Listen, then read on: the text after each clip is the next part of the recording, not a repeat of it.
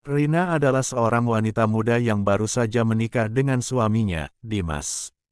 Setelah bertahun-tahun menjalani hubungan jarak jauh, mereka akhirnya memutuskan untuk pindah ke sebuah rumah tua yang mereka beli di pinggiran kota. Rumah itu, meskipun terlihat sederhana dan sudah agak usang, memiliki pesona tersendiri. Berada di tengah kebun luas dengan suasana yang tenang, mereka berharap bisa memulai kehidupan baru yang penuh kebahagiaan di sana. Namun, seiring berjalannya waktu, Rina mulai merasakan keanehan-keanehan di rumah tersebut. Sejak malam pertama mereka tinggal, suara-suara aneh sering terdengar, seperti langkah kaki di lantai atas yang tidak bisa dijelaskan, suara pintu yang terbuka dan tertutup sendiri, hingga bayangan yang tampak bergerak cepat di sudut-sudut mata Rina saat dia sendirian di rumah. Rina yang awalnya berusaha mengabaikan perasaan aneh itu mulai merasa terganggu.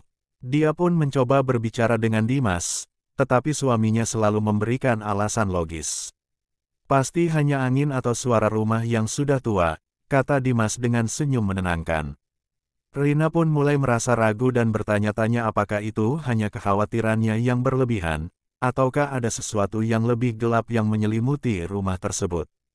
Pada suatu malam, setelah kembali dari pasar, Rina merasa lelah dan tidur lebih awal.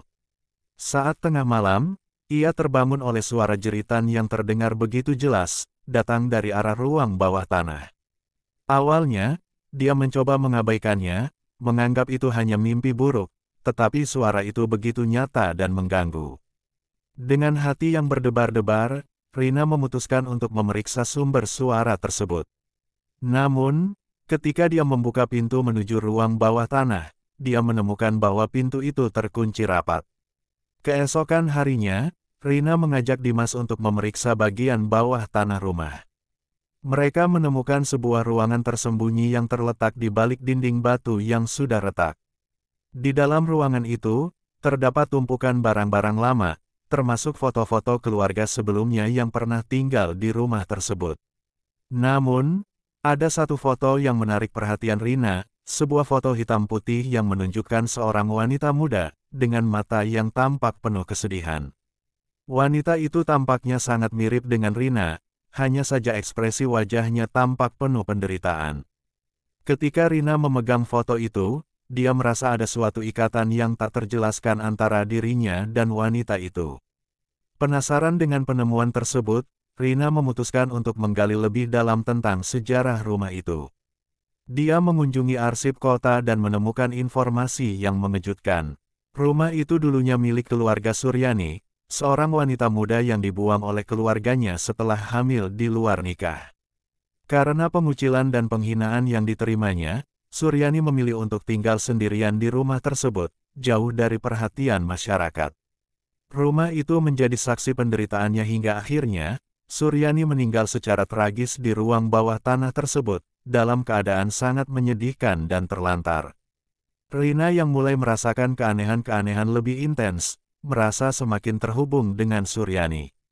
Setiap malam, dia mulai bermimpi buruk, di mana dirinya berada di tempat yang sama seperti di foto itu, di ruang bawah tanah yang gelap, dengan suara tangisan dan jeritan yang mencekam. Dalam mimpinya, Rina melihat wanita itu muncul, namun kali ini dia bukan hanya seorang wanita biasa, melainkan arwah yang penuh amarah, dengan tatapan yang penuh penderitaan.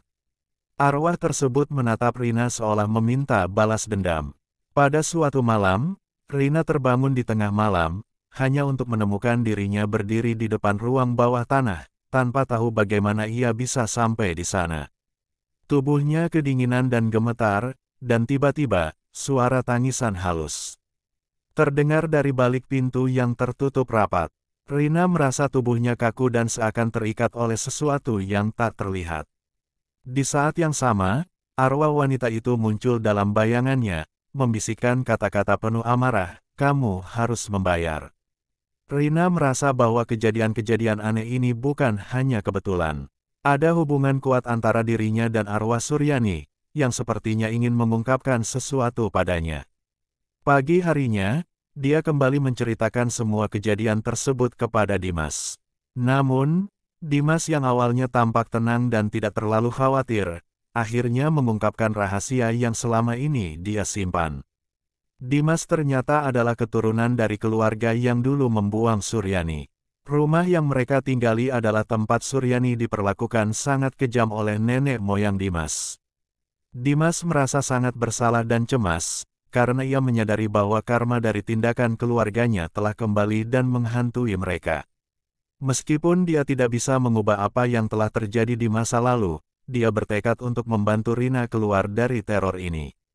Mereka mulai mencari cara untuk menebus dosa-dosa masa lalu dan menyelesaikan masalah ini, tetapi semakin dalam mereka menyelidiki, semakin jelas bahwa arwah Suryani tak akan pernah tenang sebelum dia mendapatkan keadilan. Rina, yang merasa terhubung dengan Suryani, memutuskan untuk mencari cara agar arwah wanita itu bisa mendapatkan kedamaian.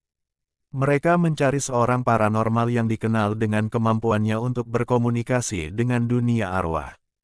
Paranormal itu mengungkapkan bahwa Suryani bukan hanya ingin balas dendam, tetapi juga ingin mengungkapkan kebenaran yang selama ini disembunyikan.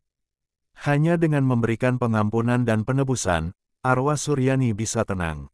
Pada suatu malam yang penuh ketegangan, Rina, Dimas, dan paranormal tersebut melakukan sebuah ritual untuk membebaskan arwah Suryani. Di tengah ritual, Rina merasakan sebuah kekuatan besar yang menguasai tubuhnya, seolah-olah ia menjadi bagian dari arwah tersebut. Dalam momen itu, dia melihat masa lalu Suryani dengan jelas, penderitaannya, pengkhianatan dari keluarganya, dan kematiannya yang penuh kesedihan. Ketika ritual hampir selesai, arwah Suryani muncul di hadapan mereka. Kali ini, wajahnya tidak lagi penuh amarah, tetapi tampak lebih tenang dan penuh pengertian. Arwah itu berbisik kepada Rina, "Kamu adalah bagian dari takdir ini. Karma tidak bisa dihindari, tetapi dengan pengampunan, kita bisa menebusnya." Dengan satu tarikan napas, arwah Suryani menghilang, dan rumah itu kembali tenang. Namun, meskipun teror itu berakhir, Rina merasa bahwa hidupnya tidak akan pernah sama lagi. Dia belajar bahwa karma memang selalu menemukan jalannya, tidak peduli seberapa keras seseorang berusaha menghindarinya. Dalam kehidupan, setiap tindakan, baik atau buruk, akan selalu ada akibatnya. Meskipun arwah Suryani telah mendapatkan kedamaian, Rina harus menghadapi kenyataan bahwa karma tidak pernah berhenti mengintai, bahkan untuk mereka yang tak bersalah sekalipun. Akhir cerita, Rina dan Dimas akhirnya memutuskan untuk meninggalkan rumah tersebut dan memulai hidup baru. Namun, mereka tak pernah bisa benar-benar melupakan pengalaman yang mengubah hidup mereka. Rina tahu bahwa karma akan selalu mengikuti mereka, dan bahwa setiap langkah mereka ke depan harus penuh dengan kesadaran bahwa tak ada yang bisa lolos dari bayang-bayang masa lalu. Karma, akhirnya, bukan hanya tentang balas dendam, tetapi juga tentang pembelajaran dan penebusan yang tak terhindarkan.